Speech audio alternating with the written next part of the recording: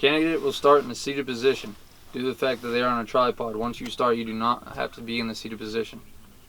To start this lane, you will first clear the weapon system by placing the selector switch on safe.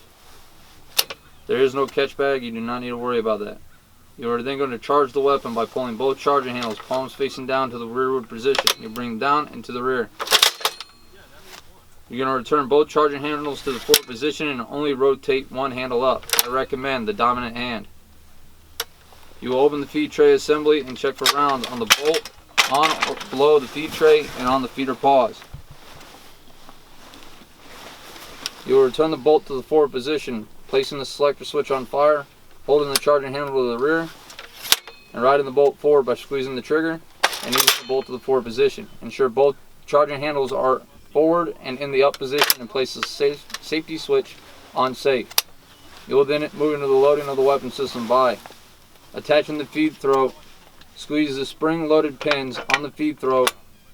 Insert into slot on sides of feeder. Insert round through the feed throat. Female end first. I say again, female end first into the feeder. Push across the first set of feeder paws. Ensure it is straight and firmly set against the bolt. Push secondary drive lever to the right and close the feed tray cover assembly. Load the first round to the fully loaded position. Pull charging handles to the rear and locks to the rear, and push both charging handles forward and up. You will then place the safety switch to fire position.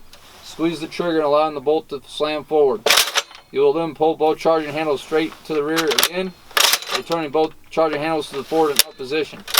Attempt to fire the weapon system until a stoppage occurs. At this point in time, you will be told misfire. You will perform immediate action by holding the weapon on target and pull the bolt to the rear, observing underneath the gun that the round is ejected. You will then push both charging handles to the forward and up position and attempt to re-engage the target, expending remaining ammunition. At this point in time, you will be told rounds complete. You will place the weapon system on safe, remove the catch bag if applicable. You will charge the weapon by pulling both charging handles to the rear, ensuring the bolt locks. Return both charging handles to the forward position and rotate only one up. I recommend dominant hand. You will then remove live or spent casings from the bolt if present.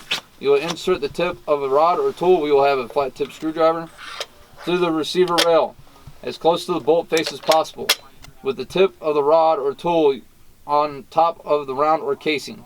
Position one hand beneath the gun to attempt to catch the round as it falls out. Force the round off the bolt face and out of the bottom of the gun by pushing down on the clearing rod or tool. Attempt to catch the round as it falls out. You will then open the feed tray cover assembly. Remove all linked rounds from the feeder, reaching underneath the feed tray with one hand, pressing and holding firm on the primary and secondary position paws. Slide the linked rounds out of the feeder and feed throat. Return the bolt to the forward position by placing the selector switch on fire, holding the charging handle to the rear, squeezing the trigger and easing the bolt to the forward position. Ensure both charging handles are forward and up, and place the weapon system on safe.